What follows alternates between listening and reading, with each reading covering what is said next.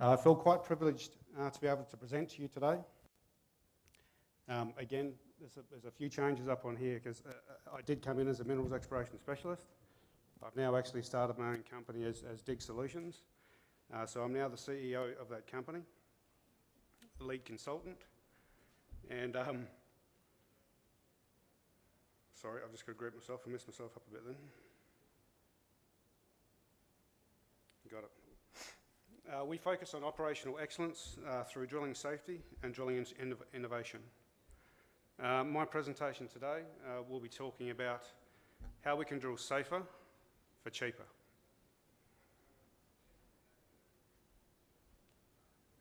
How the presentation will run. What I'm going to do is discuss this slide here verbatim. So run through the slide itself, and then I'm going to go through each slide and spend a couple of minutes on each slide. So first of all, adaptability is key to long-term survival and success. Miners, business partners and contractors struggle with this concept. New process and technologies assist and enhance daily operations, so we need to actively support them. Unfortunately, the drilling industry is rife with late adopters. But if we don't change, how can we expect the outcome to be any different? Best in class or best practice puts the onus on all to embrace innovation and new methods and technologies. So what am I trying to say here? If we don't change what we did today, how can we make sure tomorrow will be any different?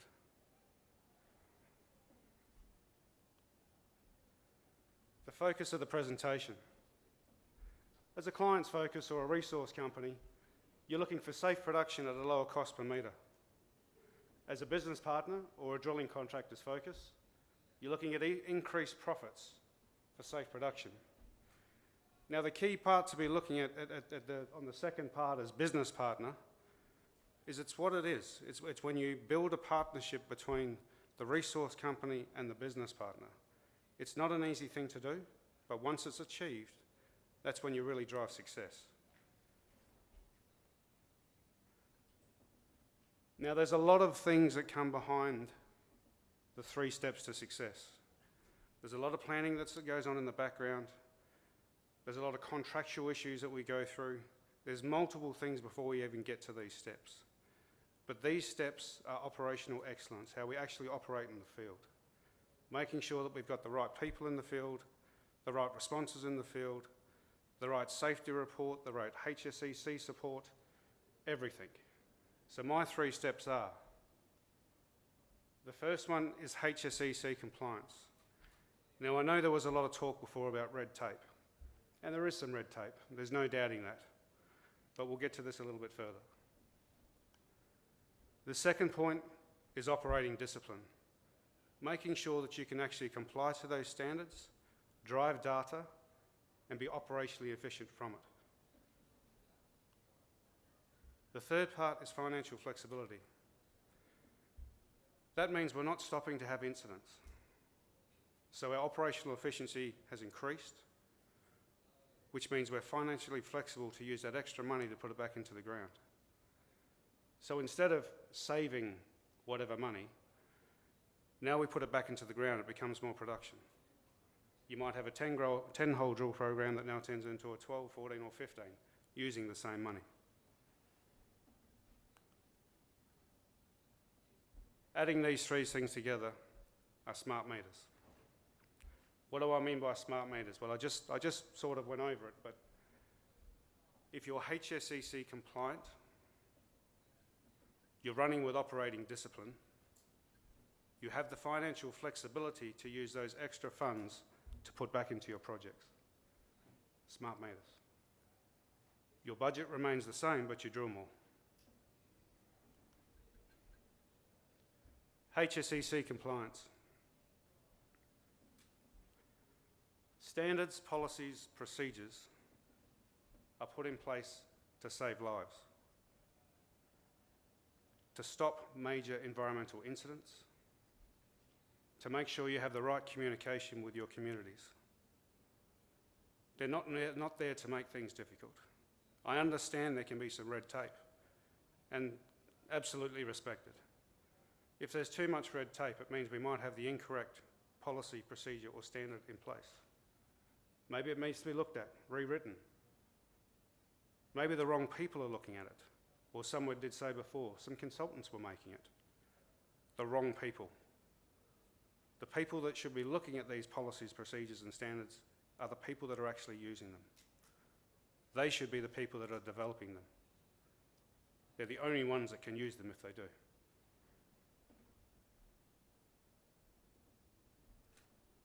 As you can see for the next point, this is coming back to the tendering, supplying part of things. As a resource company, when you're tendering for work, make sure that your business partner, and I stress the point business partner, not drilling contractor, can actually comply to your standards.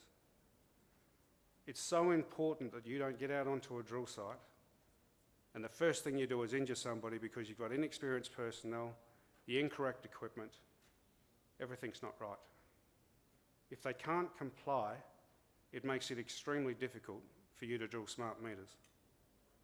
So you can stop all this before you even get out onto the drill site. As a business partner, you should be making sure if you're tendering for work that you can comply. If you can't, make sure there are steps in place showing that you can comply. The worst thing you can do as a business partner is 3 months into the contract, come back and ask for more money. The reason being is you've just lost your integrity. You've gone in underdone, and now you've come out and you need more money. There's already a budget in place. It makes it extremely difficult for a resource company, as much money as they may have, to now be able to put more money on the table.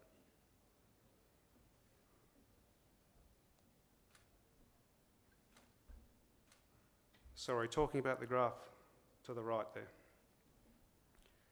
That's how you want your compliance to sit. Month by month, 100%. I'll get to the operating discipline side of it in a second, but that's how it should be looking. Operating discipline, or do what we say we're going to do. We need to make sure that we've got 100% of our drilling personnel following 100% of our policies, procedures and standards 100% of the time. Now again, yes, there's red tape, but you've got to make sure that you've got the right people writing the standards, the policies and the procedures to truly understand them, to execute on them. There are way out west greenfields operations where some of this can be extremely difficult. But if you're within a location where you can access the right tools, the right people, the right equipment, there are simply no excuses not to comply.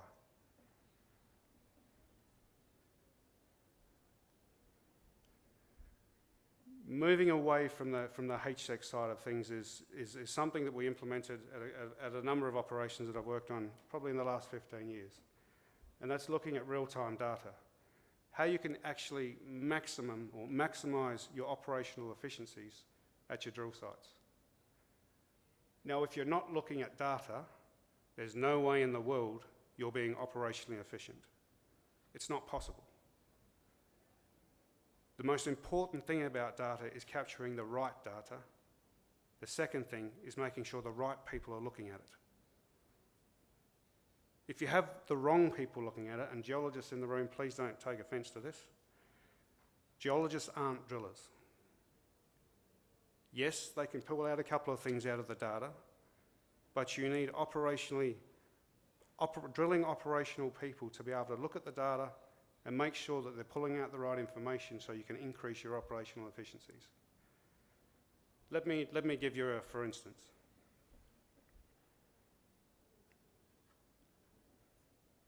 I've got a graph on the other page, but I don't. Let's just talk about this graph and then I'll go back to the other page.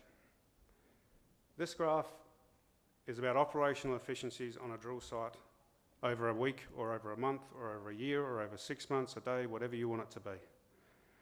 This is from IMDEX, it's called the Reflex Hub. There are a number of other tools that are around it that are very similar. And what you do with this tool is your drill report, or your plod, your progressive log of drilling, you break it down hourly. And every single hour accumulates. So when you're looking at that time, whether it may be you're drilling, you're conditioning a hole, you're stopping for lunch, regulatory and chilly, we'll get back to that. You're conditioning a dry hole,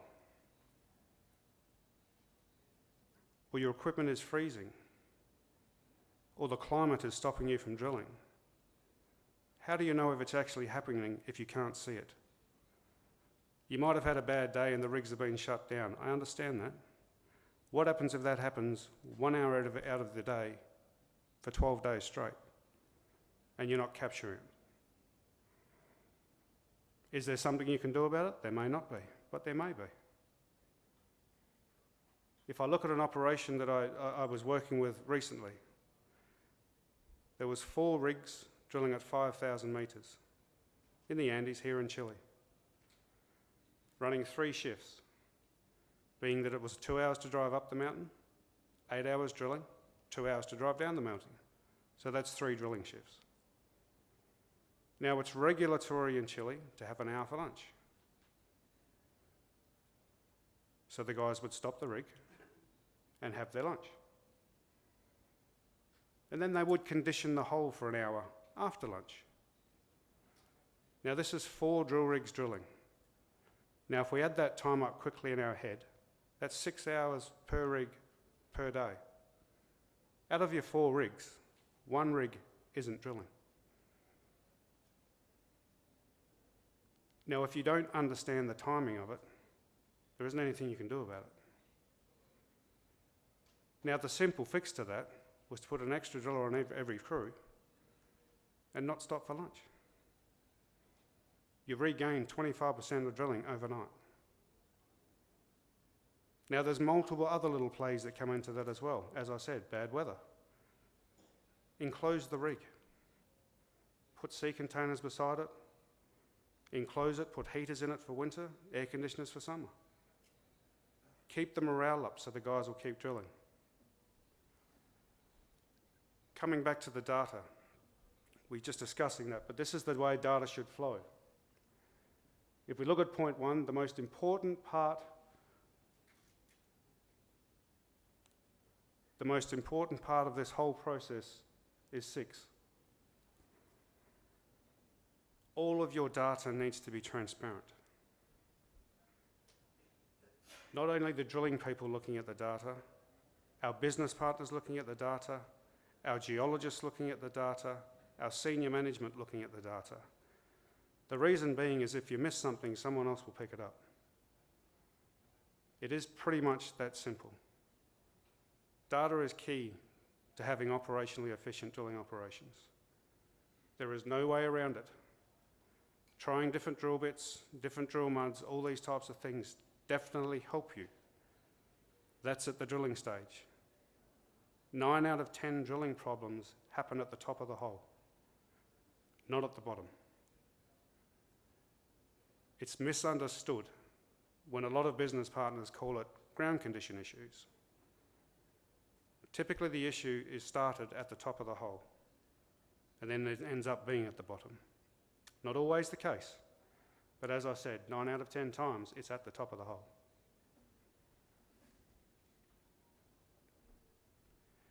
So with your financial flexibility brings your smart meters. So what does that mean?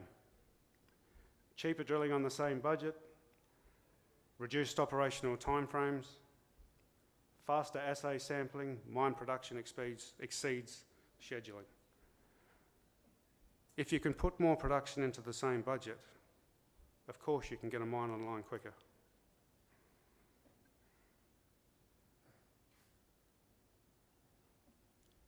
So what does success actually look like? Up until recently, I was a senior director for a large resource company, looking after their global drilling services group. I was accountable for the safe production for their entire fleet around the globe. And I was tasked, when I first started in 2014, with the task of delivering safe production to all of their drilling operations globally in their exploration group. No easy feat. So I spent 3 months going through a synopsis looking at the previous 8 years of production, the previous 8 years of incidents, the previous 8 years of lost holes, and it wasn't nice. The previous 8 years, there was 151 reportable incidents. Production was, for a lesser word, I'll say not good. We'd lost more holes than we'd drilled in most locations. Some were successful, some were not. I'm extremely proud to say that in the last 3 years, these were our results. 0 HSEC incidents. Health, safety, environment, and community issues on our drill rigs, our drilling people, and our drill crews, our drilling services crews, 0. Straight for 3 years, and they still hold that record today. A 33% cost reduction, or equated to $14.3 million. That's pretty impressive. A 47% production increase. Smart meters. 100% hole completion. That's a fib. We did lose one. Smart meters. It's not easy to do, and it's a lot of hard work. And you've got to build a dedicated drilling services team to deliver this. Geologists are really good at geology. Really good. Drilling operational personnel are exceptional on managing drill sites if you get the right people with the right dedication, with the right direction.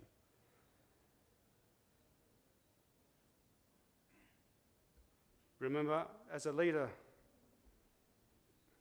personally myself, as I walk into a room and my presence is felt, I want to be able to leave that room and make sure when I've left, my presence is still there. I can see everybody in this room absolutely loves what they do. That includes me. It's so much fun doing what we do. We're lucky. We get to go out in the middle of nowhere and we get to go out and have a lot of fun. But sometimes we have to get serious. And when I talk about operating discipline and HSEC compliance and all these types of things, they marry together. I'm very disciplined on my approach when it comes to how we operate drill rigs. Boyd might attest to this. But if we don't do it, we hurt people. And if we hurt people, we're not doing our job. If we're damaging the environment, or we're damaging relationships with our communities, we're not doing our job. And that's why I can't stress enough, when it comes to drilling operations, it's 100% of our people, 100% of the time. There can't be any exceptions. Again, I know there's red tape, but we can overcome that.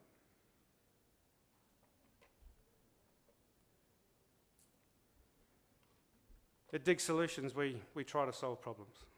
Well, we do solve problems. So what I thought is I put a couple of little things together, and we decided this evening at the networking event there'll be a few people drinking beer and that type of thing, and your beer might get cold. So we thought if we bring some stubby holders and koozies, we'll be able to take them to the event tonight and you'll be able to keep your beers cold, not warm. Problem solved. Thank you.